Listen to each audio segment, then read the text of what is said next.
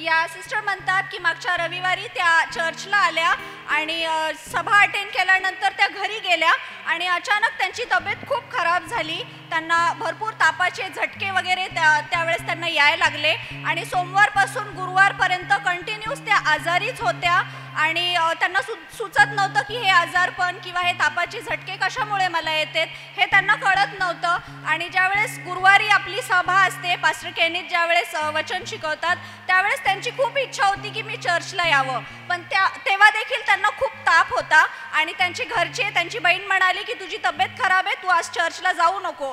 पण तरीसुद्धा त्यांनी असा निर्णय घेतला की नाही, माझी जरी तब्येत खराब आहे तरी मी चर्चला जाणार, कारण आत्तापर्यंत मी कधीच चर्च चुकवलेलं नाही कुठल्याच गोष्टीसाठी. आणि आज जरी मला तापाचे झटके येत आहेत, माझी तब्येत खराब आहे, तरी सुद्धा मी चर्चला जाणार, कारण चर्चमध्येच मला आरोग्य मिळणार. आमेन. आणि ह्या विश्वासाने त्या मंदिरामध्ये आल्या आणि गुरुवारी आल्यानंतर पास्टर केनिथ होते, त्यांनी सुद्धा प्रेयर केली आणि परमेश्वराने सिस्टरांना स्पर्श केला, त्यांच्या विश्वासाचा प्रभूने आदर केला आणि त्यांना पूर्णतः प्रभूने आरोग्याने भरलं. याचं सर्व गौरव ते प्रभू येशूला देतात.